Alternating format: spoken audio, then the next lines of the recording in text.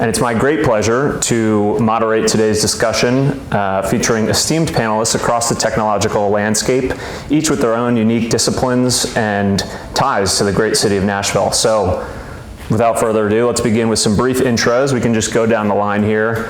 Please introduce yourself to the folks and speak a bit about what you're focused on at your respective firms. Awesome. So Michael Tanguma, CEO of OnRamp and partner also in Early Riders. Really excited to have you guys here. We were walking over from our office. I was thinking about how do we get in the frame of mind. We've been talking about Bitcoin for so long.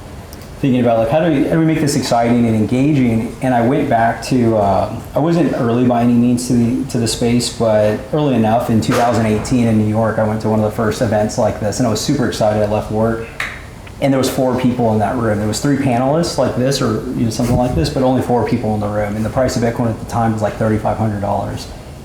And at the time, like I felt like I wanted to pinch myself, like, oh my God, I know about this. The world doesn't know. And I promise you today, risk adjusted, whether somebody's building, allocating to the asset or companies in the space, it is a much better time. There's been no shortage of regulation, risk, and everything that we'll talk about today. So really pumped to have this conversation.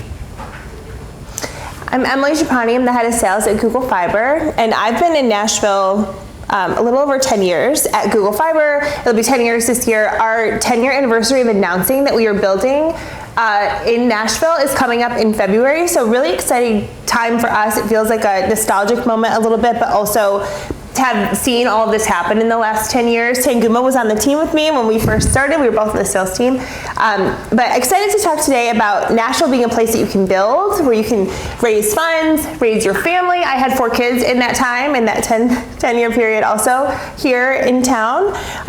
So I think my perspective today will be about Google Fiber and us building and growing, but also when we started our business, it was really anchored here. This is one of the first cities that we built.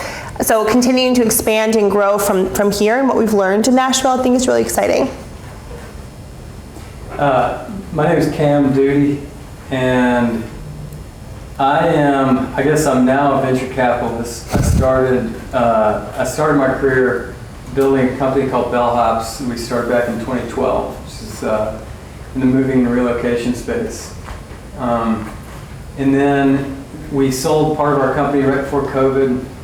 And my co-founder and I just had seen part of venture capital we really didn't like, something that we thought was really missing. We thought we were going to start another company. We ended up starting a venture firm called Brickyard.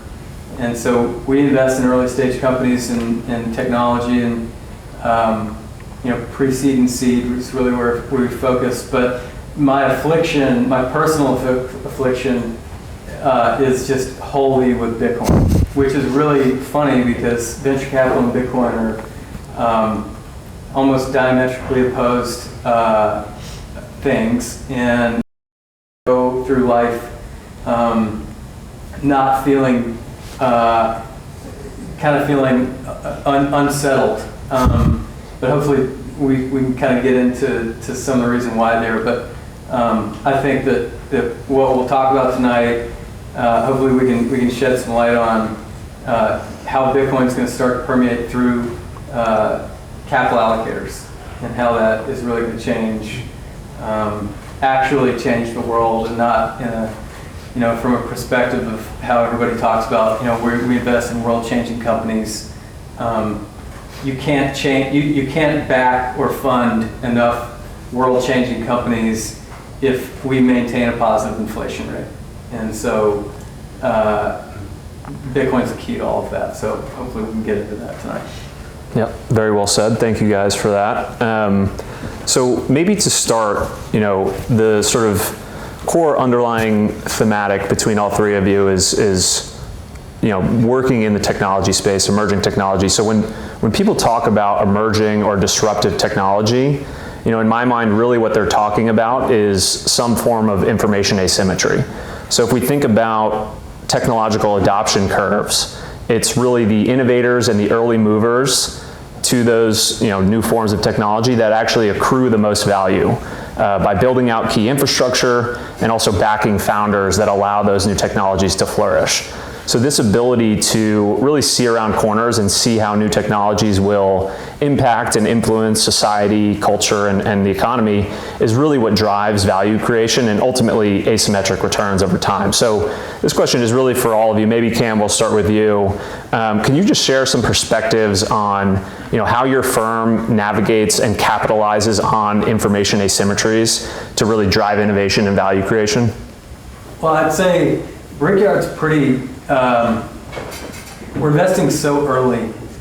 70% of our investments are pre-seed investments, which is really the earliest that you could possibly invest in a company. And normally a company is, before we'll consider investment, we've backed a few pre-revenue companies, but normally the companies that we back are like post-revenue in some small way, like 5 or 7K in monthly revenue kind of thing, where they have customers and they're now in the process of executing towards product market fit. But we know that we're not category investors. We're curious about pretty much everything. We aren't evaluating business models, so to speak. Like when you're investing this early in companies, we know that almost 100% of our companies are going to be wildly tweaked and adjusted over the next 12 to 18 months post-investment. And so what we really look for is that sort of intrinsic drive that that real founders have. Like our take in Brickyard is the ZERP era really broke a lot of the space in that there was too much money, not enough deals, so venture had to market itself as this sexy pop culture thing with Forbes 30 under 30 and celebrity investors, and you guys have heard, I've said this trope so much, but it's like the space had to attract founders in, which the beginning of venture capital was the opposite of that. Venture capital was just a financing option, the only option that you had for a company that didn't cash flow. And so founders have changed a lot, and you have a lot of probably 80 or 90% of founders that are in the space today are in it for the wrong reasons. And so we created, Brickyard is this thing where if we get to a term sheet with you as a company, you have to move to the middle of nowhere, Chattanooga, Tennessee, with Georgia Tech, and put your head down for 18 to 24 months and just put the blinders on. And founders that are chasing the status or the acclaim or all the other kind of tangential reasons for why you would get into venture capital that a lot of that happens kind of everywhere in some of the larger tech hubs. You're not going to move to Chattanooga and put your head down for 18 months if you're in that category. So our edge is how do you find the founders that are ready to go to battle in the trenches for a decade? Because that's really what venture is. Mm-hmm, mm-hmm. Michael, how about for you? Obviously Bitcoin, there's certain information asymmetries just with the asset itself, but also with the business that we're building in terms of financial services on a Bitcoin standard. What does that look like? What are the information asymmetries that you're focused on? Yeah, I think so. A couple of things going back to Cam and Emily's point in the question. This reminds me of when I was cutting my teeth outside of school. I worked randomly, and it all ties back to this, at a high-end auction house, and had to learn about value of most things. And the reality is, the value of most things, there is no value. You find old boxes of stuff, you bring it in, and the thing we would say is the definition of value is you don't have it, or definition of scarcity is you don't have it, right? Because it'd be very rare somebody would come in with a coin, jewelry that didn't need to be melted, things like that. And so when I think about what we discuss here, the definition of value, and specifically value investing, is it's not widely known, because if it was widely known, there wouldn't be value there. So today we're sitting at, whether it's, and so this ties back into this conversation, everyone here has had some vision of a future that probably was most likely right in their own professional experience. With Cam, it may not fully share what he does, but to signal what he's doing special today is because of zero interest rates and the cost of capital being relatively low, if not zero, for a very long time. what was a cottage industry and required experts turned into just manifested as like effectively a beast that nobody recognizes, and it's money chasing anything that under the sun. Cam had the asymmetry of building Brickyard with blood, sweat, and tears, and recognized, well, wait, there's actually value to understand not only the pain an entrepreneur goes through, but then ultimately, what's the heuristic to know if they're real or not? And it was setting them up with having them come out to Chattanooga. Chattanooga, in my mind, and maybe this isn't doing it justice, but it could have been like any random place in the United States. It was showing that a founder was serious about building. And then so for Emily, I don't know the full story, but to tie this back to going together, is that we worked together at Google about 10 years ago.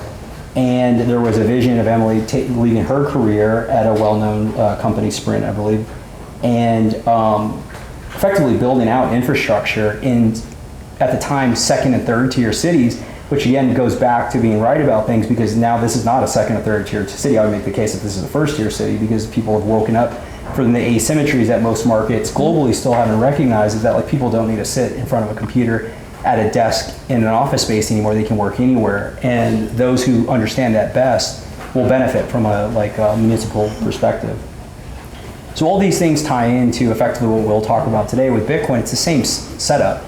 Individuals with background, having time, looking at the space, understanding whether the thing that's hard about Bitcoin, and we'll tie it into Google and infrastructure and technology, is Bitcoin has two different properties. It's a technology, so there's a bunch of things being built similar to like fiber building out into a network and the things that will be built on a city, but then it also has monetary value. And so it has this weird hybrid of almost like there's a lot of real estate investors in here that's like getting a piece of real estate super early because the underlying's valuable, but then everything that goes up and everything around it becomes really valuable. And that's really, it's an interesting paradox. And when during the Q&A come into it, is like real estate investors historically, in my experience, I've been doing this for kind of a while now for my age, about half a decade, talking to people about it professionally, is real estate investors are generally the last. And it's scary to me because when we look at global real estate when it comes to commercial, and I was at WeWork, by the way, so I was lighting money on fire while I was learning about what money was with Adam Newman. Like I was sitting there. We've seen the documentary. Yeah, it was very much like that. So to round that out is that it's like a door that's just like closing on individuals, and people are waking up. The thing that there's two tropes that have come to mind about real estate. One is Bitcoin doesn't call you at 2 a.m. to complain about the leaky pipe.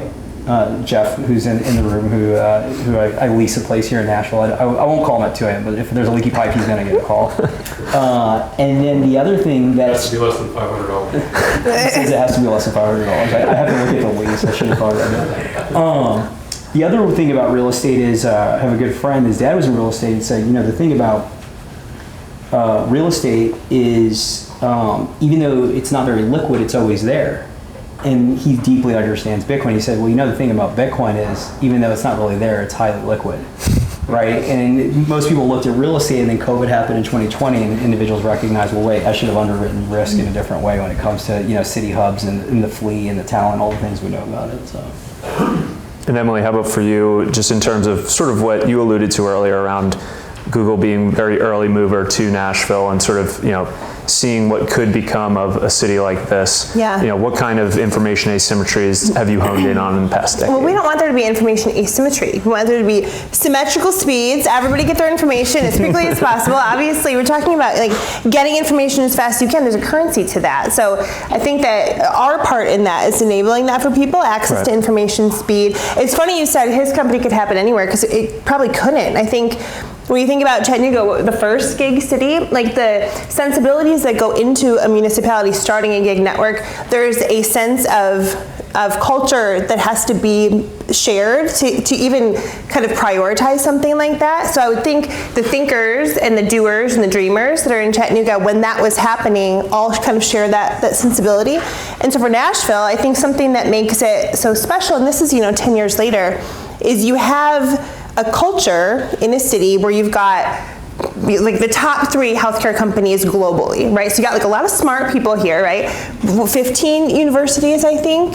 People who graduate from school here, stay here, build their families here, build their businesses here. But then you've also got Music Row, and people just that are I'm going to come here and play the guitar in the corner and become the next Chris Stapleton. So you've got crazy people, very talented people who are a little bit crazy, right? So our culture is very smart, highly intelligent.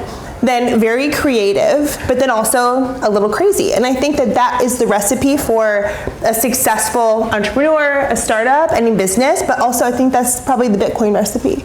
Yeah, right? Very well said. And a great transition to my next question, which is more specifically around Nashville as an innovative hub. So if we think about, the early days of the internet, call it sort of 90s and early 2000s, local communities were very critical in cultivating innovation hubs. So really the hub of the internet was effectively Silicon Valley.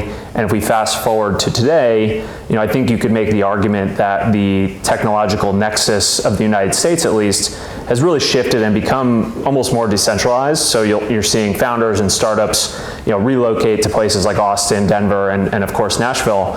So question for everyone, why is Nashville, and by extension Chattanooga, very well positioned to be one of these modern hubs of tech innovation, and what has drawn your respective firms to focus on this region?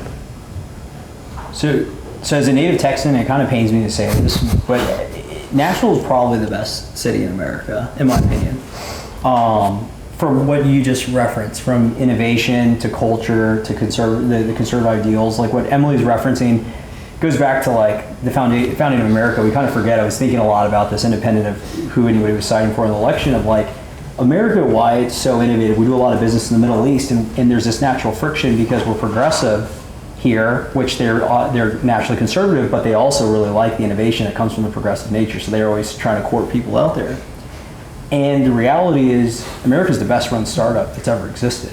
When you think about it from just all the things you said, everything you described about Nashville is what America was founded on. Like, you have to have entrepreneurial endeavors, you have to get on a ship, all the things associated, and we kind of like lost that a little bit when you think about incumbents in old and large sectors of the world naturally get stifled with bureaucracy and all the things that everybody probably knows about. And so there's this resurgence with technology, and one of them is an open, decentralized internet. And that allows for the dissemination of information, companies to be built, all the things associated, but you need the infrastructure in place. And so Nashville having that, or Google having the vision to go to these markets, and Nashville just emerging. I kind of joke that everyone's afraid to go down to Texas. They ended up in Nashville. Get down. But there's just like some truth, and I ended up here. And so anyway, it's a fantastic place, and I think that's where Nashville embodies a lot of those spirits of like the conservative nature, but also the ethos of entrepreneurship, that a lot, in the friendliness of it. Because when I was in New York City, I moved back to Texas at the time because I was like, I saw a lot of the bureaucracy in building, and it was like, well, if you want to run a business, you're trying to give yourself the best chance to succeed, and you go to places that will allow for that. Yeah, there's some there's a lot of like e-commerce that's based in Nashville. I think you can get to like 50% of the U.S. population within 6 hours of Nashville. So there's a lot of like kind of logistics from here. But there's also this connectiveness, not just like you're, not too far from your mom. You can like drive home and see her or whatever for holidays. But there's also just like this connectivity, I think, in our culture and our community. And some of that, for the same reasons we were talking about, like you're really intelligent, you're really creative, you're a little crazy. But there's also this like cooperation, not competition. And when you look at healthcare, like any successful surgery, everyone's working together in pursuit of a goal. You kind of have to put your ego aside, even like surgeons, right? To like dial in on this collaboration that's happening. In the music industry, it's the same thing. And you would think it'd be more cutthroat and competitive, but it's actually, everyone is working together. Look at any recent top song, a TikTok song. There's like 10 co-writes. There's a lot of people in the same room, like working on the same thing. So our culture in Nashville comes from that. Even the sports team here, everything is very much how can we work together, to the point that if you're not like that, it's weird. It's like if you see Reba when you're out at dinner and you ask her for an autograph, like that's weird. You would know like you're not from Nashville. And if someone's like, hey, like you on LinkedIn, hey, my recent job, let's get lunch and chat about it. Like if you say no to something like that, that's weird. Like it's good that we have a culture where like when you're not behaving in the right way, like that stands out more so than like it's kind of expected that everybody would cooperate. So building a business here, whatever it is, you have the assumption that people are going to show up and be helpful and be collaborative and cooperate versus compete. And so I think that's something that's very special, also fosters any kind of like startup or new company, but then also when you're trying to scale, you have to be able to do that as well. This was Emily's nice way of saying she's not really sure about Bitcoin, but she was down to collaborate and make something. Right, yeah. I was like, I don't want to, what is it when you go in those like timeshare things? We're having lunch, she's like telling me this presentation. I'm like, are you going to sell me some knives? What is it? What am I? She thought I was a used Bitcoin salesman. I learned a lot. You haven't sold me yet. No. Cam, how about you? Any Chattanooga specific thoughts? I mean, I think about cities like I think about startups. So like Nashville is great. It's awesome. But it's kind of like a pre-IPO city, you know? Like your best days are kind of behind you, you know? Like I am like a heroin addict of the early days. Like I'm an early. Where are we going with this? So I like the acceleration, like, you know, building bellhops, for example, going from 0 to 200 employees was super exhilarating. Going from like 200 to 500 sucked, like wasn't fun. And I think, you know, what I'm drawn to, I mean, I'm gonna, you know, shell out for Chattanooga because I think it's the greatest place in the world, but it's not Nashville. It'll never be Nashville. We're like a seed stage city, you know, where like every day, you know, when we get a new great restaurant to town, like that's awesome. Like we feel that. That actually moves the needle for us. And so building a city like Chattanooga for us, being able to do what we do with Brickyard we've kind of figured out how to stay in a city like Chattanooga and also do what we do.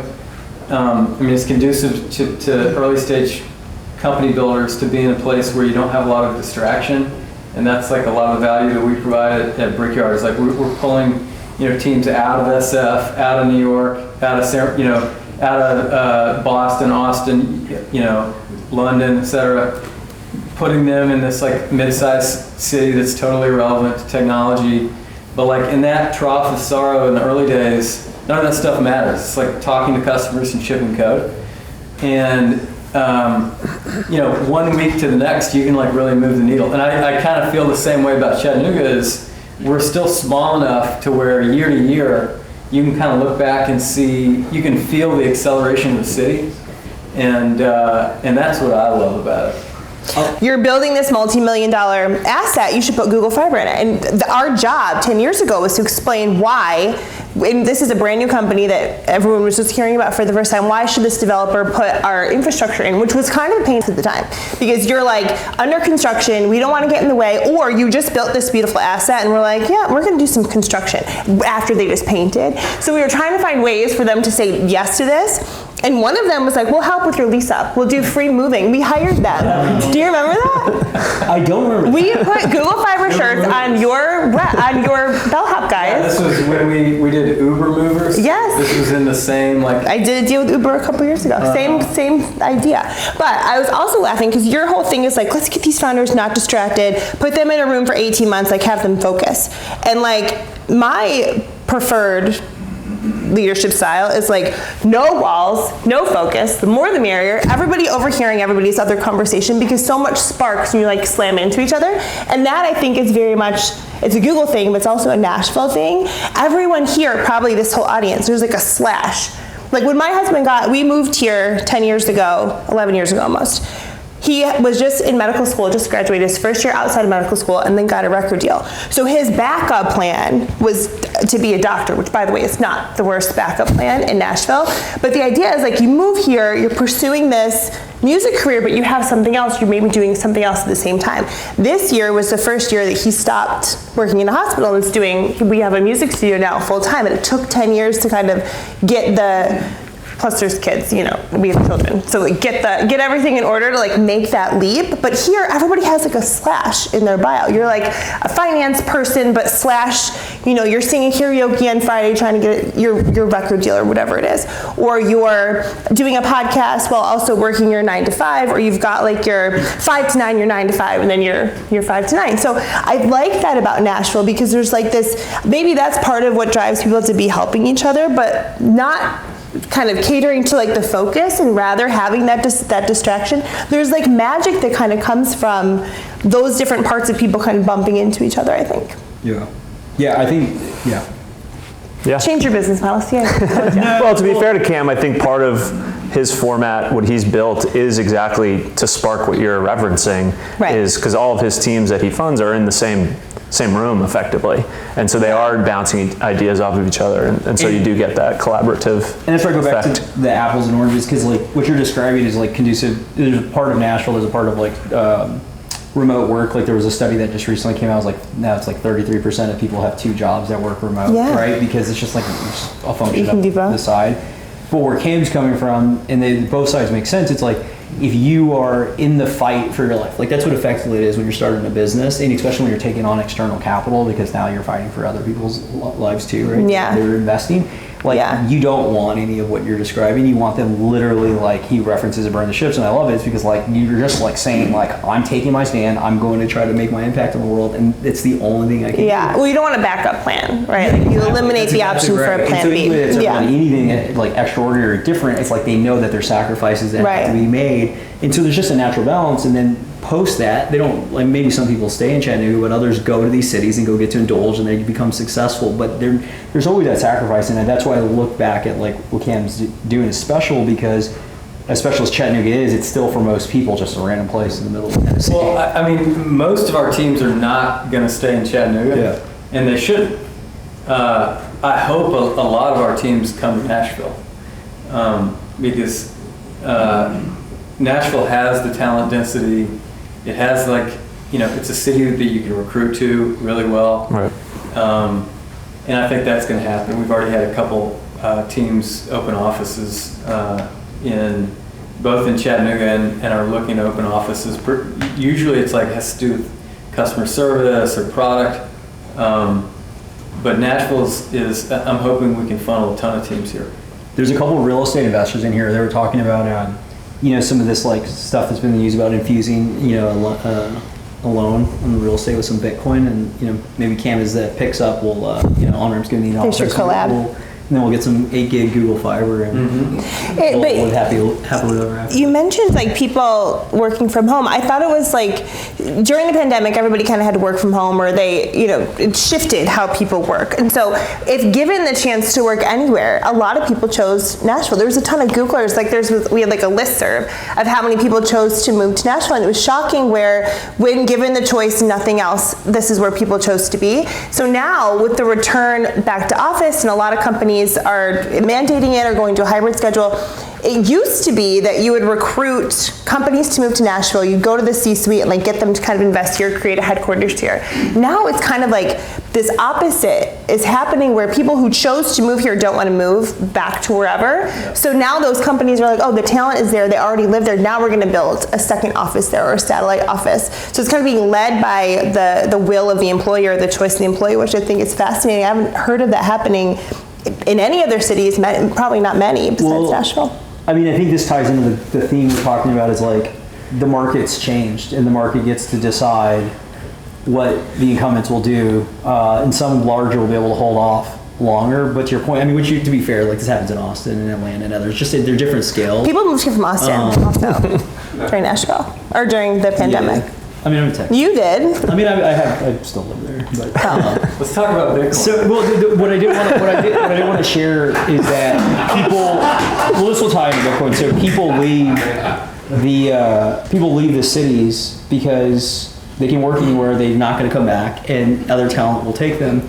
In the same way, people have problem with capital flight. So you see this, whether it's more prevalent on a nation state perspective, and the UAE's been big for this, where they'll welcome from a tax perspective Singapore, where countries start to like operate like companies, and they have to create the most advantageous environment for the quote unquote employee. It's not like somebody you can just tax and you have to. And this is what we're still seeing, like legacy quote unquote states or cities like a San Francisco or New York not get, and that's why you have this like fleeing of capital.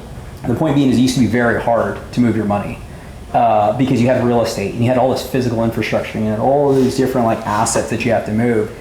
And going to the Bitcoin angle, there's no shortage of value props, but one of them is that point about it's not always there. It's not tangible, but it's highly liquid and it's easily movable. And so it goes to what Emily's describing, is as the market wakes up, they just realize they have to compete for talent from not only a job real estate perspective, but then also how do you actually treat from taxes and all the other things that you would want in a place to live, or the money will just leave because you don't have the legacy ways of, oh, you're gonna just sell all this and all that. I mean, obviously family, there's some still things that hold us down, but it's changing drastically, and most places don't really grok that yet. I think that's very well said. And I'm going to pull us back. I'm going to pull us back to the thread of the internet analogy, with respect to Bitcoin. So, similar to the internet, which emerged via a set of open protocols, Bitcoin is very simply just an open protocol for value. So if the internet, if you look at the internet as the digitization of information, Bitcoin really represents the digitization of value. And the key difference here is that, between the early 90s and now, is that owning a piece of the underlying infrastructure is actually possible with Bitcoin. So, owning Bitcoin today, buying Bitcoin today, is as if you were able to purchase a piece of the internet back then. So, Michael, maybe we can start with you, but can you speak to, at a high level, the innovation that is Bitcoin, and specifically why now more than ever it's important to understand what's happening, and really why Bitcoin is currently having, sort of its mainstream moment with, the likes of various corporations and also now nation states considering adopting Bitcoin as a reserve asset? Yeah, so it's mainstream for us. It's so insanely early. We talk to so many people about all this stuff, and it's just like, you really have to know your audience and be careful how you describe these things. There's two components to this. So the nation state adoption, personal account adoption, there's only 21 million Bitcoin that will ever exist. And if you can come to that conclusion and why that's credible, well, then you start to underwrite, well, what's the value of it? So there's the monetary aspect of it, and we can go into that, or we can have separate conversations about that. Our firm helps with the education. There's the other aspect that Brian's referencing, is that it's a piece of technology and allows for transfer of value. So there's a lot of folks that will think about gold, or we'll go back to interchange with Amex and credit cards, all those things. In an internet world, when your Tesla's going across tolls or you need to do microtransactions, just cannot be done because the intermediary problem. That's the problem. You have an intermediary that has to facilitate the transaction, and it's not economical to move. This goes back to how browsers were set up. I forget, I'll butcher it, but there's the 402 or whatever the error code is that you naturally get. There's an error code where they were going to put micropayments, but you just couldn't figure it out. The way you figure it out is why I started with there's only 21 million, because if you can derive there's only 21 million, then some value will be from it, and then all the value stems from it. Now you can actually associate when you're online why you would want more of that. You can't do the other version. You can't create a technology and make people value it. You have to have the underlying properties make sense. And so very often, again, been doing this for a long time, that we get on the defensive, and this is to Emily because she doesn't know yet what's happening. It's very often people will go back, and we've done this for years, and they'll go, it's 3,000, 20,000, 60,000, go back to 20, all the numbers, and individuals will come up and say, well, why is it, explain Bitcoin, why is it 100, why is it going to be 1 million, why isn't it 0, and all this. It's look, if you want to have a conversation about value, what gives things value, because there's objective things that give things value. When it comes to, we all know why scarcity, that's why we like these guitars behind us and other things like that, and then it needs to be divisible because you need to be able to transfer it up. It needs to be able to teleport across time, right? And space, because if you can't send it to you, then what's the value of it? So we can have that conversation, but the way I like to frame it now, because it's been working for 15 years and it only goes one thing up and to the right, is why isn't it, it's a $2 trillion asset today, why isn't it a $10 trillion asset? And the reason why it's not a $10 trillion asset is because there hasn't been historically a good way to store it. So everybody here, no matter what they know about Bitcoin, they know two things.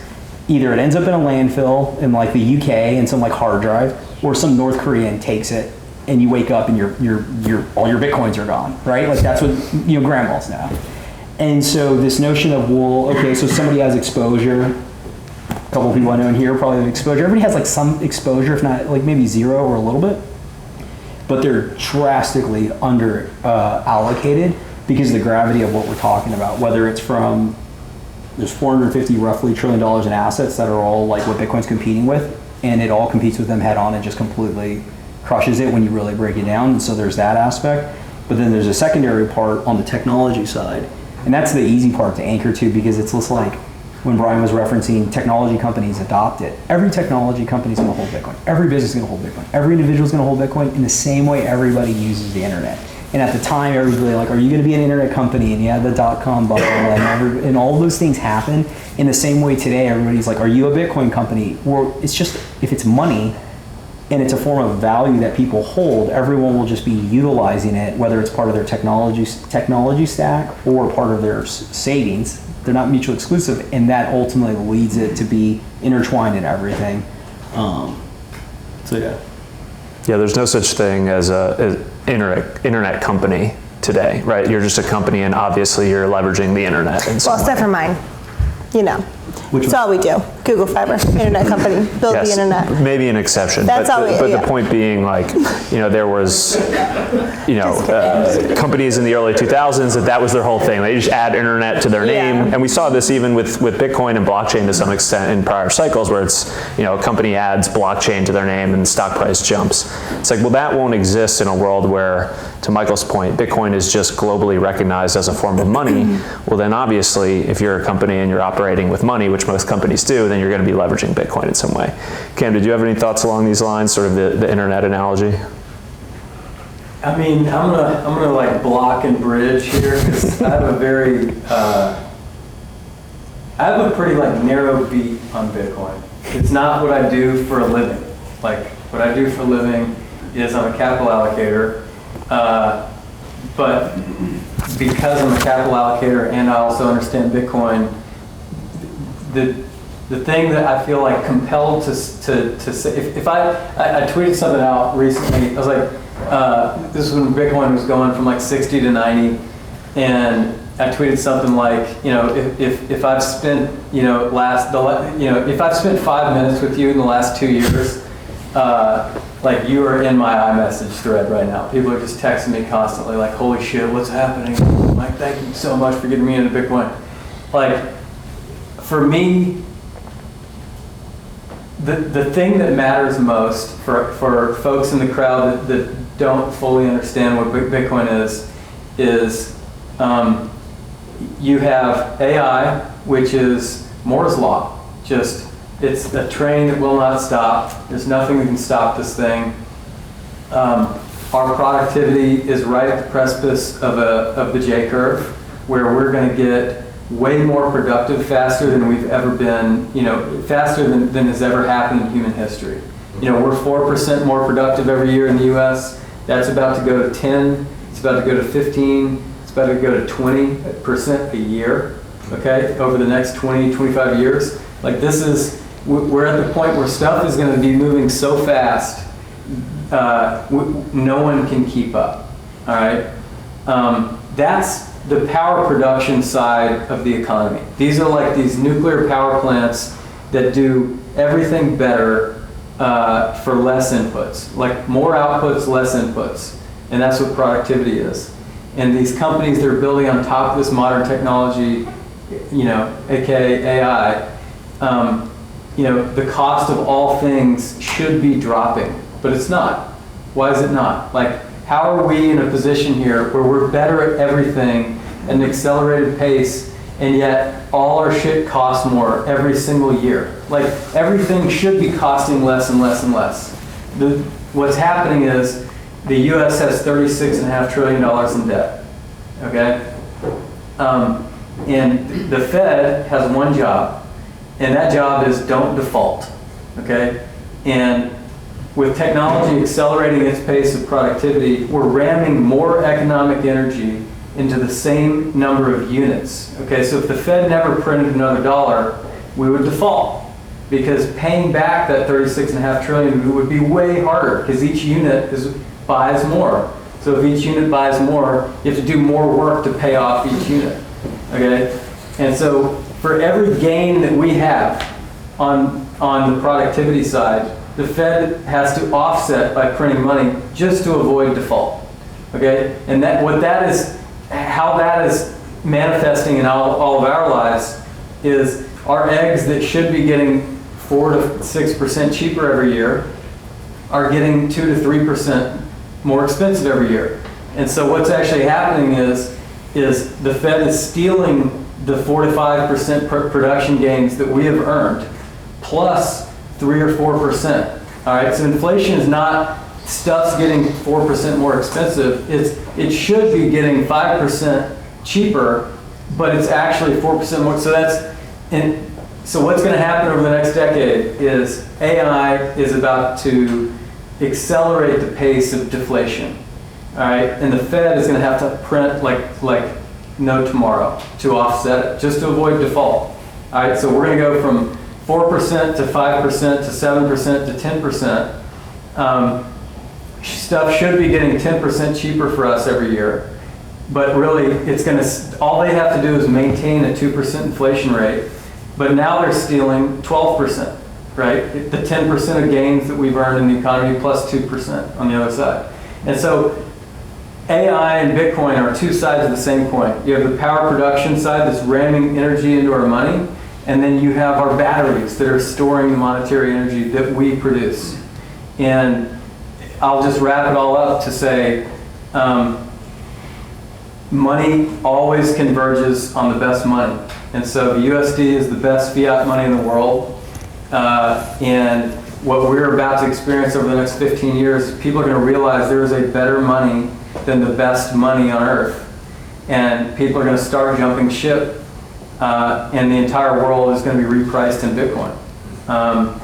And you know, the thing that's going to offset that is you guys are going to be, talking about, does this change the dynamic of the world reserve currency? If we implement a strategic Bitcoin reserve, and if we start actually hedging, the debt that we have, not trying to grow our way out of, try to grow our way out of our debt, but also allocate our capital and our resources into something that's going to hedge the debt that we carry, we will retain the world reserve currency. Bitcoin will bolster the US dollar. We will save in Bitcoin, and we will spend in US dollars. And because more monetary energy is being stored in this pristine asset, the prices of all things are going to fall. The Fed is likely to go away. Like the world gets repriced in a fixed monetary policy where we all benefit from the gains of the hard work and innovation that we produce every single year. So that's what Bitcoin is. It's the perfect battery. There's no intrinsic value to Bitcoin. Bitcoin without AI would never live up to what it was capable of. AI without Bitcoin would never live up to what it is capable of, in terms of benefiting humanity. So that's my beat. What do you think about that, Emily? I mean, we haven't changed our price on our 1 gig product in 10 years. That's all I was thinking. Like, eggs are more expensive, everything's more expensive. Our price is the same 10 years ago. Google is the money printer. No, but I think one of the maybe a problem or opportunity you have is that reminds me of 10 years ago is when we were first out trying to tell people you need a gig or you should. It's like, why? What am I going to do with that? Yeah. And we didn't know. We didn't have the best answer for it. So at the time, we went to the creators, the doers, the crazy people I keep referencing, and we were like, here, we're going to give you this resource, and then you tell us what you do with it. And it was like the most exciting time. Because we heard from our users what this meant. And there's one story in Nashville that I wouldn't have been able to think up until after it happened, which was we went to Music Row. It was like RCA Studio A, I think is who we sold. And they finally had a gig in a studio. And before that, you're building a song, right? So you do your parts, your stems, whatever it is. Maybe you're laying a track with some guitars, okay? What they would do is record it, download it to an external hard drive, get a courier on a bicycle, come pick this thing up, which by the way, jostle it around, it's a little risky, okay? So you got like your precious cargo, and they would drive it to the next studio, plug it in, and lay the next track, drums or whatever. And this would happen over a period of weeks, months, whatever, to build a song. It was like a physical thing that you had to move around. Once you have a gig, now all of a sudden, and this was a music producer that told me this story, he's laying a track, recording with another person collaborating with him who is in Paris. And now we're doing this in real time. And this was 10 years ago. So you can imagine, this takes somebody who's like a Music Row producer, somebody obviously very successful, and suddenly they are now a global business, collaborating internationally and can finish a song quickly, in real time. So imagine like having that capability when you go into the pandemic, well, it gives you like a superpower. So now, we were talking about this recently. We just launched a couple weeks ago 8 Gig in Nashville. I'm having the same conversations and it feels so nostalgic because I'm like, I don't know what you're going to do with this. And I can't even imagine to dream it up, but I'm going to find the people who are the dreamers who are going to figure it out, and then they'll tell me. So we're going to the podcasters and the creatives and music are the same. It's the same people we went to 10 years ago, often the same person, and saying like, hey, we now have this resource, like test it out. You tell us what this means to your business. And I feel like you have a similar opportunity with Bitcoin where you're saying like, there's a million things we can't even imagine what this is going to unlock or the potential that it has, but it's getting it into the hands of the people who are able to think that way in the abstract, and they can start to build it. And this is probably a lot of the entrepreneurs that you work with, but once that's the early phases. It's like finding those people, giving them the resource, and then just kind of waiting for what feels like the magic to kind of happen. Yeah, that's a fantastic way to title, and I didn't know if you were going to be able to do with Cam referencing the dollar going. I can leave it to me. I can do it. I want to bring it to early, right? Like so back to the capital allocation piece. The thing that is really interesting to me about Bitcoin is when you denominate your world in Bitcoin, your capital allocation strategy totally changes because you realize the hurdle is not the S&P, okay, 7% a year. That's not the hurdle rate to beat. The hurdle rate is a 60% 4-year CAGR asset called Bitcoin. And so how you allocate capital, do I hire this person for $100,000 a year? Well, would I rather have this person or would I rather have Bitcoin, right? And so talk about early riders, like how you're thinking about how companies should be thinking about allocating capital. Yeah, there's a few threads to tie in. So Cam was referencing the dollar, Bitcoin, and Emily was referencing the state of doers and like that there's so much room, right? A lot of this stuff is open to interpretation. So there's like 2 points. What do you build is open to the smartest people, and then in this room, how do you think about why it matters to you? Everybody's different. It's multidisciplinary. That's why it's so hard, and there's no marketing effort. So everybody comes in at their own kind of conclusion on like, they need it. But what Cam was alluding to, and what Emily was alluding to, is it's very asymmetric. And we keep using this term, but generally when people think about asymmetric, they only think about the upside. The problem is technology is asymmetric in the truest sense. It's upside and downside risk. So if you adopt it early, you get to benefit the upside. If you don't adopt it at all, you get to experience the downside. On the monetary side, you basically get the lifeblood sucked out of you, as Cam was referencing, from a number of reasons we could talk about. And then from the technology side, to Emily's point, well, if you don't have those rails that you needed, well, then you're just naturally behind the competitor that has it. Mm-hmm. To go to Cam's point, to make it very like easy, not polarizing, is like Bitcoin just allows individuals to buy more eggs every week than less, and the dollar lets you buy less. It's a battery to consume the dollars. There's only 20 million, so if you have all these scarce assets that exist and they all go up year over year, well, Bitcoin just is the most scarce asset, so it goes up the fastest. It'll continue. That's the nice version without saying that we're all like going to lose the dollar. But so now to go to Emily's and to Cam's question about, so when you come to that conclusion, well, then you naturally like everything you look at, to what Cam was referencing. Well, why would I buy the water? Why would I invest in this business if this asset just goes up X year over year? And it's not to say you don't spend your money, because money is meant to be spent. You're just naturally looking at things in a more discerning way. We all grew up, or a lot of people are older, grew up with their parents telling them money doesn't grow on trees. I think we probably all recognize like it doesn't physically grow on trees, but it might as well grow on trees because it just continues to get spun out. Like no matter what you turn on the news, we're printing the next 100 billion, sending it wherever.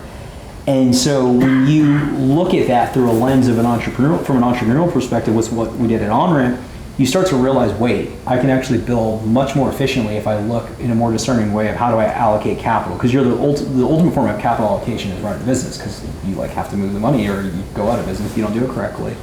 And an easy example to this is like flexible work and contract. In an age of going back to working remotely, a lot of people again are interested to work in this space. There's only so many businesses that'll happily work for a percentage of what they would in a full-time job in kind of quote-unquote moonlight, especially high performers, because high performers, as everybody knows, cover earmuffs, but like at Google, the best performers work 20% of the time. And this is just like, I'm speaking as I was there, it's like I didn't work that much because like Speak for yourself.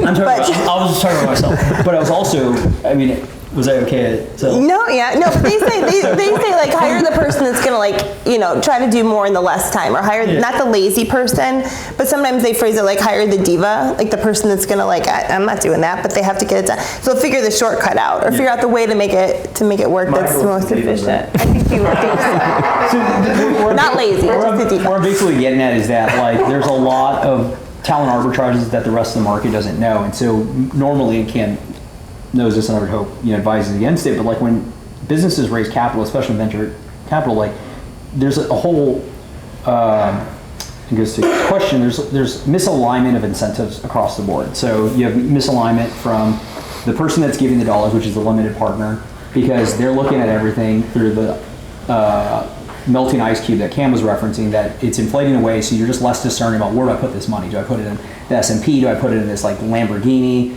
I know a few people in here, at least one that has one of those. And so or do I put it in that real estate? And so then they're just less discerning about the venture capitalists that you give the money to.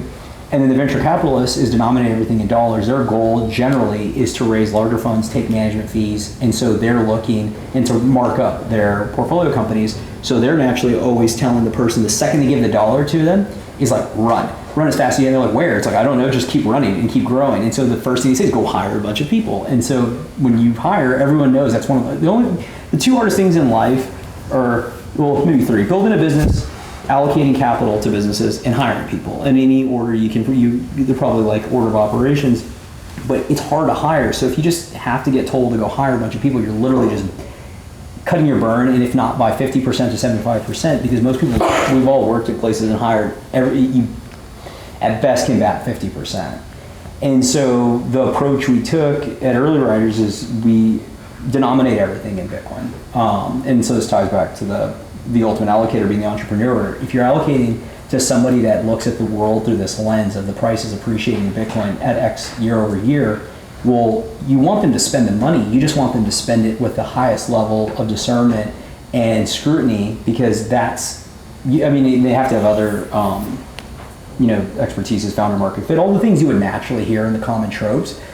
But it's this notion that Cam alluded to, is that it gets harder and harder year over year to invest in companies or build if you're losing X purchasing power, because you're effectively trying to build with one hand tied behind your back, now two hands, and next thing you know, you're just like stuck in mud. And this is where businesses in the deflation comes into, because the harder and harder it gets to build a business means that unit economic margins are decreasing because you have to raise prices, which means that you have less users, which lowers the likelihood to be successful. And so we've kind of taken on the very far fringes of, we're still early to explaining why Bitcoin has value, but on the very bleeding edges of that, we're investing in companies, and they're across the spectrum. We have a gentleman here, I won't call him out publicly, but he ran a successful software company, was venture backed, and then realized that Bitcoin was the thing, and he basically was able to allocate to Bitcoin in, I want to say 21, has experienced significant appreciation and had to re-underwrite everything he does, because majority of the market's on a rat race, just like humans are on a rat race. Like if you talk to anybody that gets to this point of speaking about Bitcoin, they'll all come down to, or majority will say 2020 was the biggest time for them to recognize this, because this isn't really an IQ test, it's a common sense test. It's like, do I want something that can be infinite, or do I want the thing that only has 21 million?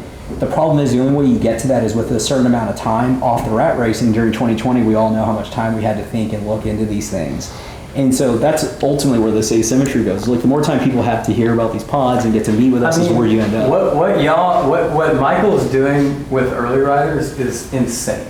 Like it's totally insane. So insane, like Brickyard, for our next fund, we're gonna allocate 10% of the fund to Bitcoin, because I will not raise another fund and not have an allocation to Bitcoin.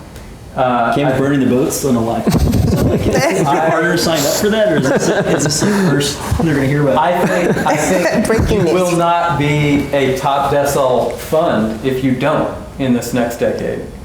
But like what he's doing is absolutely insane. What he is promising his LPs is, I'm going to return you more Bitcoin than you gave me. His hurdle rate is a 60% CAGR asset. Like, let me just go back to a 50th percentile venture capital firm returns a goose egg. Half of venture firms do not return capital, any capital, all right? You have to get to the 70th percentile to like 1x, right? I mean, these numbers are just insane. And so my take is I'm going to take 10% of our next fund and I'm going to allocate it to Bitcoin. And that one allocation, even if it grows at a 20% CAGR over the next 10 years, I'm a top decile fund on that allocation alone. Okay? And so I'm starting at like a 3x fund when everybody else is starting at a 0x fund. Because LPs live in like a nominal multiple mindset. Like, we're all in this world of like, what was your fund, what was your last fund's return, right? Oh, we're a 5x fund. All right, let me tell you something. This decade, there will be a ton of venture firms that are 5x funds that return less purchasing power to LPs than they took from them 10 years ago. Like, think about that. That's crazy. That's absolutely crazy. Yeah. I think what Cam referenced about the returning, like the reality is, this isn't really a debate, even though it'll sound like one. Is the 50% that don't return capital, like more than 50% of venture capital firms should not exist. It's a function of the amount of capital that's been infused into the system. You cannot allocate capital effectively if you've never built anything. It's just impossible. I like to go back 100 years. If you went to Henry Ford, who was, ran things in the most efficient way. If you told him or anybody that's ever run something extremely successful, you're going to give this money to an academic or somebody that went to school and learned about finance, has never built anything, never hired anybody, but you're going to give him the money, he would laugh you out of the room. But that's what we do today. So that's why there's 50% returns. I mean, that's part of it. I would also say venture capital operates on a power law, which means 95% of your returns are going to come from 5% of your investments. Well, that's where we kind of defer on. So when there's a conflation on, we have to outcompete 60%, the CAGR or whatever the reference rate. I think the term venture capital is kind of like a misnomer in the sense of the power law. And again, that's like in my mind a fallacy in itself, that 9 out of 10 businesses go to zero. It's a product of like bad money, because why would anybody allocate to anything where 90% go to zero? So when we do this, while it seems insane, just like everything that anybody's done, anything that's against consensus looks completely rational and look insane not to do it. And the way we came to this conclusion was not looking at CAGRs and all this like versions of what Bitcoin does. Was when we built the business, we weren't insanely early, but we were early enough, A, to hold enough Bitcoin to take a chance, and B, watch everybody light money on fire. So without naming names, in the existing Bitcoin space, I'll reference the traditional venture space that everybody knows, and WeWork was that example. I saw liquidity drown out all unit economics. I saw all soundness in businesses. If anybody in a room today started a business tomorrow with us, and you give us $1 million or $100 million, I can guarantee you on a long enough time horizon, we'll build a much better business with less money. That's just the nature of humans. And so when we built the business, we realized, because we just were like, we're not taking money. Because again, the definition of having something, you don't give it away. So it's like the first thing, like maybe the initial tranche, you need a little capital to get out of bed. But you hear about OpenAI and these companies raising all this money. It's like, well, who would do that? If you can make a bunch of money, why would you keep giving 10% year over year? So we thought we were onto something. We still think we're onto something. But the other part of that was, well, so why would you give it away if you're gonna make more money in the future? There's a longer story about Grayscale and just seeing a company that printed about 10,000 Bitcoins a year, and they have product market fit. And we're like, well, if we can get anywhere near that, any equity we give up today means we're giving up Bitcoin in the future. Well, if we value Bitcoin, why would we do that? We would spend the Bitcoin today. That's how you get to the level of spending the asset that's finite and scarce. But it wasn't looking at it for we got to grow at X or Y. Maybe you can underwrite it that way. It was just looking at it of, let's call it 10 Bitcoin to start the business. I'm going to make more than 10 Bitcoin back from the business. And the downside is going to protect of being a cash flow, nice, positive business. I can raise a family, hire some people, run a good, be a contributing member of society. And the upside Well, the upside's as big as you can dream, and that's how businesses should be run. Nobody goes into a business 9 out of 10 times thinking about their going to lose. So that's the whole notion about venture capital. Like, this whole thing gets re-underwritten because the way we understand venture capital is absolutely like not true. It's like nobody in the right mind would go into a bet 9 out of 10. It's something we've sold to people. And when you re-underwrite that the money is scarce and you want to return it, now when you get out of bed to allocate your time and capital, it's to return the base level of the money back to yourself or your investors. And then the upside is just making more Bitcoin than you do and paying out the dividends. And you're now not always going for an exit. So we like to underwrite from returning the Bitcoin plus some to investors, and then you get, and so that's via dividends, and then you get the upside of if somebody exits, right? If somebody goes for it and they turn into Michael Jordan, then you get your return times 10x or whatever, or 100, whatever the number is. So it's just a different way to look at this whole space. It's a similar idea to what Cam was saying earlier around, the venture firm today that decides to put 10% in Bitcoin is going to be a top decile performer over the next decade, call it. The same idea is true of company XYZ that decides to hold X amount of Bitcoin on their balance sheet. The frame of reference that you're mentioning around, well, 9 out of 10 bets go to zero, that number 9 going to zero is actually decreased over time if they're storing value in a better form of money, right? So that's part of the thesis as well, is like we are actually de-risking the business venture by having them hold some amount of their value and increasingly have their cash flows flow into a better form of money that is more resilient and will grow their purchasing power over time. So it actually de-risks the number that will go to zero. So we think that in our fund it'll be less than 9 out of 10 are going to zero over time. I see what you guys are doing. Like what we do at Brickyard is we're like kind of guaranteeing that none of our teams are treating this like a project, right? What you guys are guaranteeing is that every one of your entrepreneurs that you back is allocating capital with Bitcoin as the hurdle. Right. Right. And like, how many founders have you met over the years? I mean, obviously, coming from WeWork, I mean, it just comes back to human nature. If you didn't earn the money, it takes a really special person to allocate that capital as if it's their own, right? And like every venture-backed founder, they're taking other people's money, and they are, in most cases, the venture firms are actually like pushing them to spend it faster than they would normally, because the general partnerships incentives are, they want markups, right? Yeah, and there's an apples to oranges thing. Like it's in the sense of, Cam said I was insane, like, or what we're doing is insane. He's kind of right in the sense of like from the sentiment and status quo. And so what Cam's doing is very innovative and will be very successful in the sense of if you're underwriting, and you're able to underwrite knowing what Bitcoin's CAGR is, then you can adopt that. The way we ended up on the other side is we're building a private Bitcoin bank. And so the people we work with generally grok, A, Bitcoin's appreciation, B, they don't want dollars. I think y'all are going to be more successful than us. Like Shane and where's Shane? Shane and I were talking over here. Like, your model is the model. Yeah, we're just on the other side of it, and there's like everyone, to your point, because we've talked to a lot of traditional venture capitalists.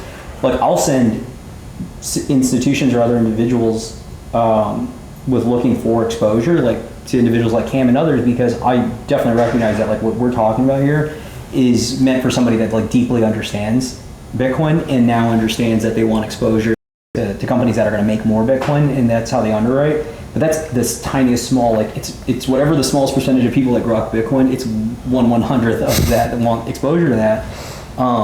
So that's to Cam's point, like it's just a different persona. I was just saying, like you guys are playing on hard mode with the right model. Like if I go to our LPs and I say, hey, we're going to denominate in Bitcoin, all our companies are going to carry Bitcoin, all our companies are going to make all their capital allocation decisions against Bitcoin as a hurdle, they're going to be like, give me my money back. Yeah, they would. And like, Bitcoin is like this ego test in that if I really told my LPs what I felt, what do you think I would tell them? You're speaking on right now. So They might see this. And that's fine. And I know this to their face. But the fact is, they won't do this, okay? But what they should do is they should take the entire allocation and they should put it in Bitcoin.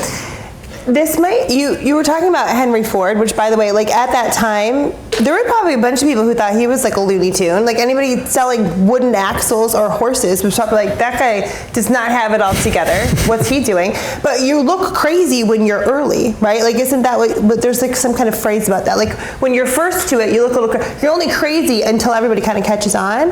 But what it might do, you made the comment earlier, like do you spend 100K on like a brain in the room or just buy more Bitcoin?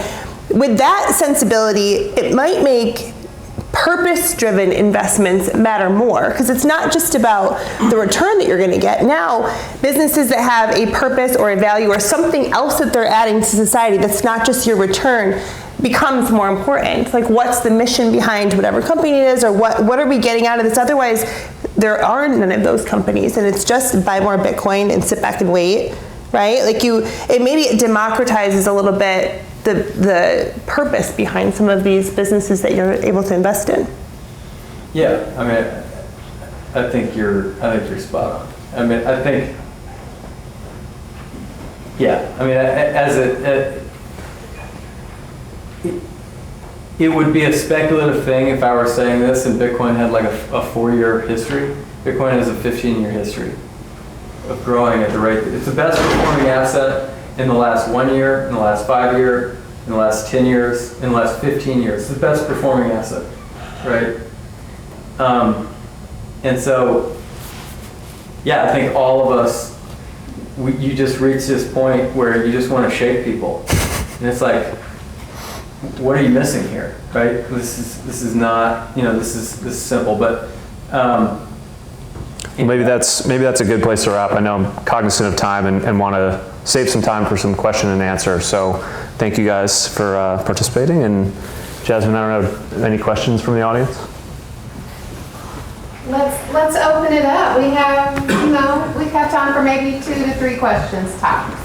So Could be on anything discussed, you have some burning from monetary policy to Bitcoin to fiber. Just shout it and we'll repeat it. What is Bitcoin?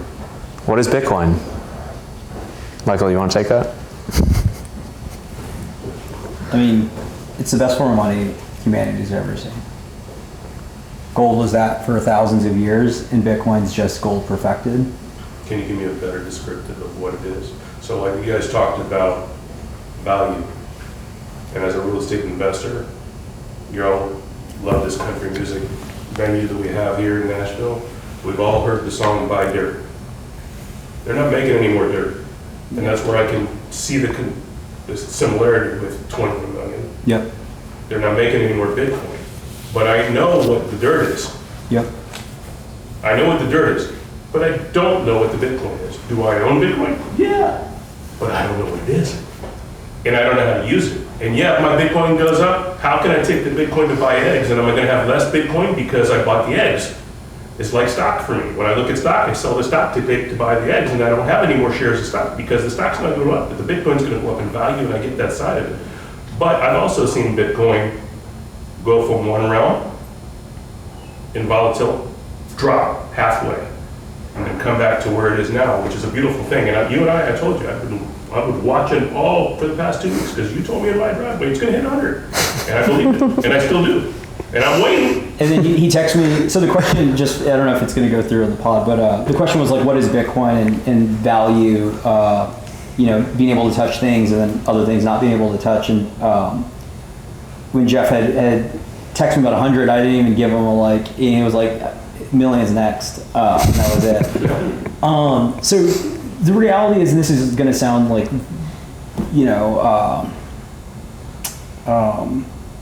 it's going to sound like it's not true or whatever. I can't remember what I'm trying to say, but value is objective. It's not, or value is subjective. Money is the things that give money properties. The properties that make a good form of money are objective. They're indisputable. So value is subjective. We can all have our own preference. But what makes a good form of money, and why gold is money for thousands of years, that is objective. It has certain properties. Scarcity is one of them, right? We all know, again, it goes back to the guitar. If there was one that was hand-signed by somebody, that's going to be more valuable than the others. But that's not enough. it also needs to be divisible, because you got to be able to break it down if you're going to be able to transfer for whether it's the water, the eggs that you want, or you want to, net settle escrow for a large real estate or anything, an oil tanker for billions of dollars. So it needs to be able to be divisible. Because again, house is a great example, where if you have a big house, you can cut it in half, but the value isn't there. You can cut a Bitcoin in half and it's still 50% of a Bitcoin. It doesn't diminish the value. It needs to be transferred, be able to be transferred over time and space. Gold failed at this because gold ultimately had the centralization problem because it's physical and you need lots of armed guards. This is where Bitcoin shines because you can transfer it wherever. So these are the things that make a good form of money. This is how we ended up, because money is just a technology, and technologies we all know upgrade. And so gold was that for a long time. Gold had this issue of centralization because of the physical nature, so you had to have more, you put claims on it. Think about the dollar as like a next level, and then Amex is another, because they don't net settle when you spend your Amex card, right? They net settle on a nightly or monthly, whatever it is, from banks and interchange. So the point being is, Bitcoin just has objective properties that make it a better form of money, and that's what people wake up every day and allocate more capital to it. Now, to your point, all it is a ledger. Like all banks are ledgers. All the cave is that you store the gold is a ledger, and you have guards that are hoping to protect that ledger, which is your gold, or the bank that's protecting your balance. And most ledgers, if something happens, your account gets hacked, you just reverse the ledger because it's not a digital finite asset. That's why Bitcoin has this hard property to understand, because if you lose all the Bitcoin, that's what our business focuses on, is custody of it.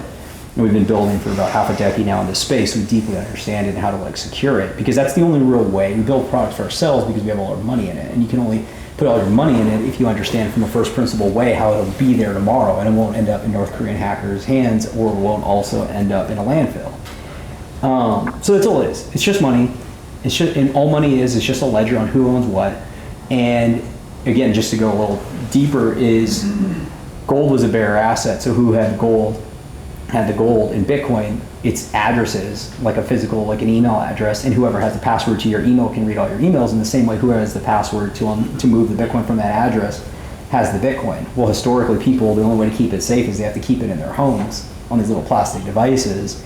But that obviously becomes a problem when people break into your house and all the things associated, or you lose it. Because historically in Bitcoin, you can't leave it on what would be like a custodial relationship, like a Coinbase. Because for every Coinbase, there's like 10 other places that have lost all the Bitcoin. This is what causes the crashes. So it goes back to 21, and the asymmetries is that people conflate what happens with the volatility to Bitcoin. It's just the world pricing in a net new asset. Again, going back to history, if you thought about gold. So gold, if anybody's had experience with a troy ounce or a bar, when you picked up that bar, that gold, it's beautiful, it's nice, it's refined. Everybody knows a Krugerrand, Golden Eagle. I think that's what it's called in the United States. But when it came about, it looked like that. It was like a nasty rock with a bunch of dirt, and somebody was giving you something else that didn't have that objective value. And over time, we're coalescing as humans on what is objective value. What can I shave off? What can go to the bottom of the ocean, or somebody passed away and I can pick up 150 years and it's still exactly that. That's what gold does. That's what Bitcoin does. And so when you go through that, the world's just repricing. What is this asset? To Cam's point, how does this store my value? How do somebody will give me more cows for this thing? And then people were trading the whatever the rock was, or platinum or whatever. And think about this analogy. It's very similar with crypto. So this is also a big conflation with the space, is people will hear digital assets or crypto and they assume Bitcoin. They're the most fundamental different thing. It's the same way as describing aluminum and gold. You would never trade any of your gold for aluminum, and that's the same thing that people try to talk about here. And one can be speculative and you can make some money, and if we want to be diplomatic, think about it as like a venture bet where 9 out of 10 go to zero. But Bitcoin is just a completely different asset. Now the rest of the mainstream is waking up to that. So Larry Fink, CEO of BlackRock, we just had Microsoft, one of the largest companies in the world, just had a pitch about putting on their corporate treasury. It's just a different asset now, or it's a different asset to be treated. But while it's happening, the monetization, we've never in our lives had an asset monetized in real time. So we don't understand it. We're just looking around, seeing this thing, and it's going up and down. Well, that makes complete sense, because there's $450 trillion of total value in the whole world. And this asset is just barely at 100K, 2 trillion. So of course it's gonna go every time somebody has a conversation like this, somebody market buys, the UAE put it on their balance sheet for their sovereign nation. All these things will move that price. and then somebody else will lose the asset, somebody else will have a Ponzi, and it'll crash, and it'll look like it's doing the same thing, but the noticing point why you're interested is it always finds a higher high. That's it. I would add to that, and I would just say, real estate should be priced for its utility value. However, real estate's value is based on what someone's ready and willing to pay for. Sure, but The same thing with Bitcoin, if they're ready and willing to pay. but today you have people that are buying real estate as a store of value and not as a utility of, I need a roof over my head, or I need a place to put a restaurant, or I need a, right? Like, real estate should be priced as with its utility value in mind. But because we've broken the money, because our money loses 7% a year, people are not holding cash. Like, my parents, when I was in high school, we had like savings accounts, right? We like held cash in a savings. No one holds cash anymore. Does anybody have any money in a savings account? Unless you're a venture capitalist. Yeah. Well, we have it in a money market, but I'm talking about a savings. When my first job out of college, I was one step above a teller at a bank in a mall parking lot in Birmingham, and we sold savings accounts at 0.5% interest.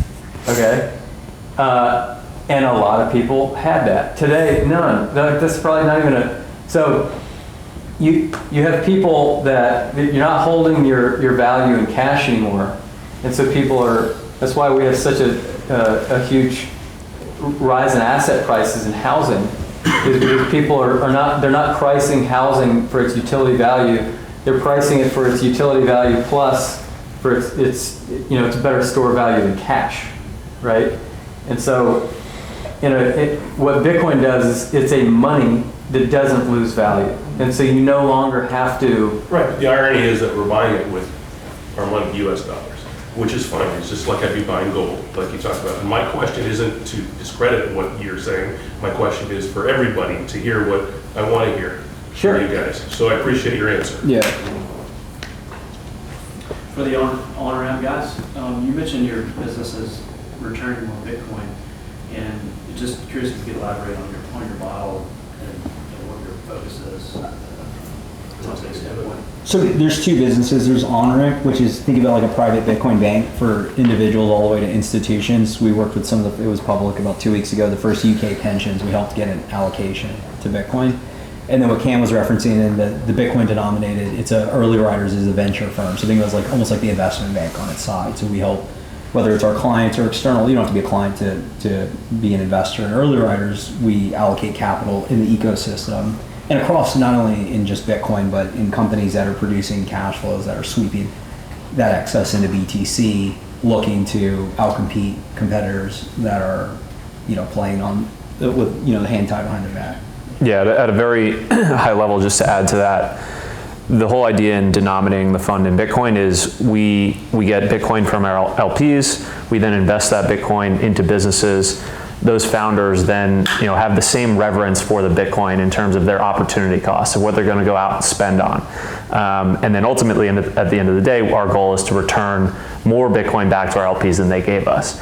And that's sort of at a very high level the model, but the way you could sort of abstract away what I just said and just think about it like this is, we're taking the Bitcoin, we're going out and producing value in the real world with XYZ business that we think is able to produce basically more, it's okay if they're producing dollars, as long as we're sweeping those dollars into Bitcoin over time so that we end up with more Bitcoin than we put in effectively. So that's at a very high level of the model.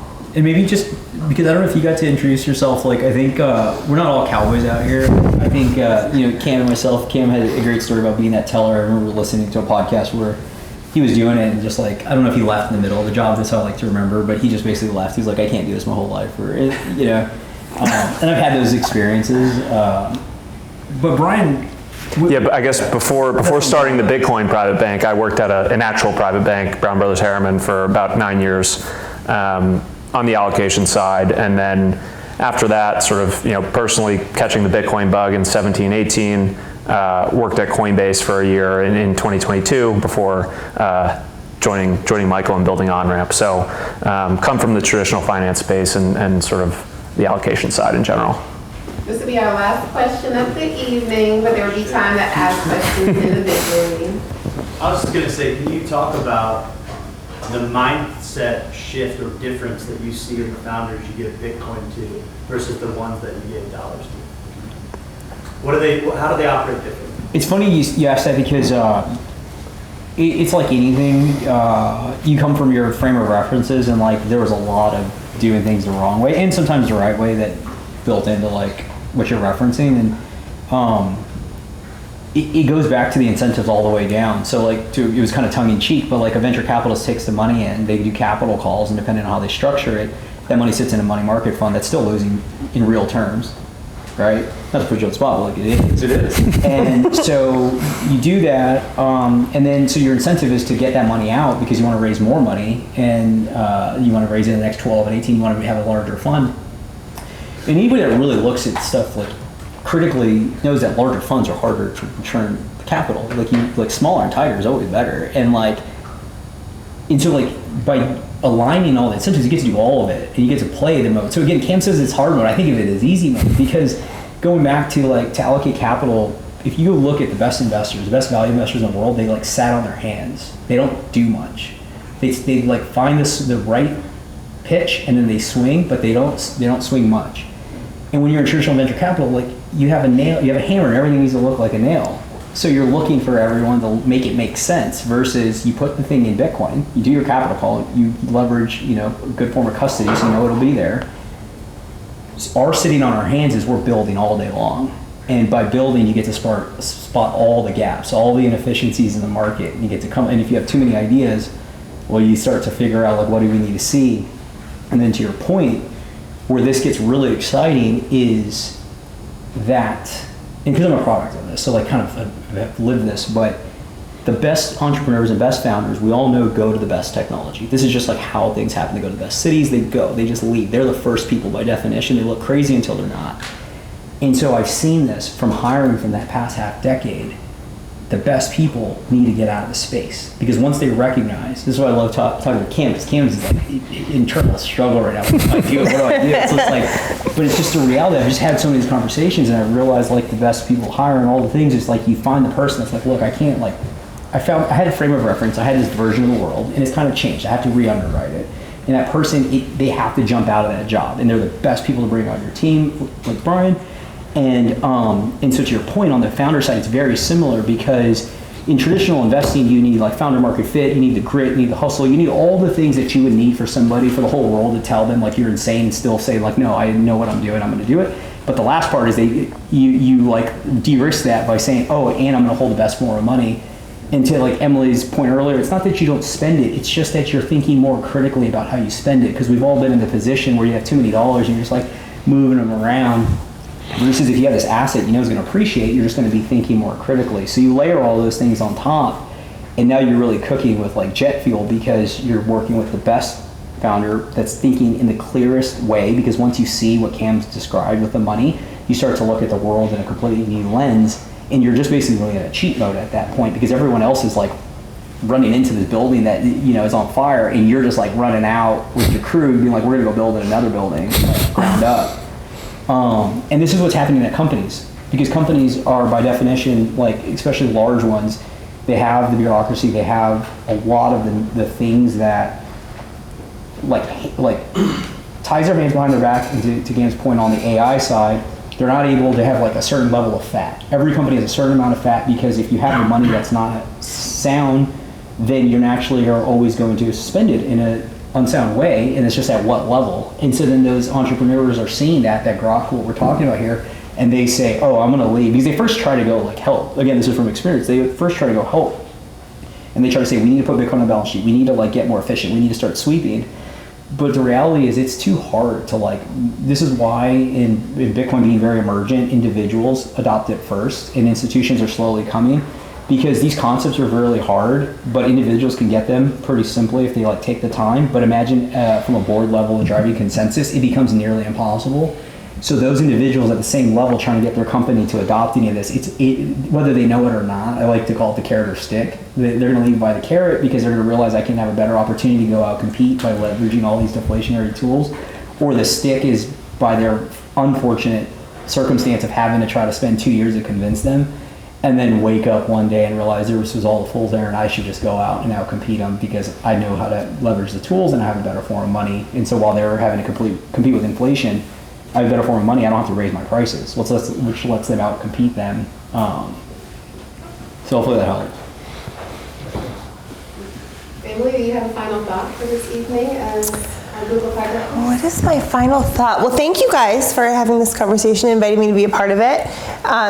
I do own some Bitcoin, by the way. I'm not a complete noob. I think, I don't know, these conversations like we talked about at the beginning, Google Fiber just launched what we call our lifestyle products. We had 1 gig for the last 10 years, now we've got 8. And I'm having conversations like I did 10 years ago, going to the creators, the dreamers, the doers, and saying like, what are you gonna do with 8? It's not just Bitcoin, it's not just entrepreneurs, it's really anybody that's in that mindset is I think who we're after. And I think the take home message I hope about Google Fiber is you are the why and the what in your business. Anybody watching this has their own why and their what, and Google Fiber just wants to be the how all of that happens. So we can be the stage, everyone else can kind of perform on top of it, whether this is in Nashville or any other city that we're in. We just want to be able to provide and be the how that stuff gets done. Very well said. Thank you guys. Thanks for having us.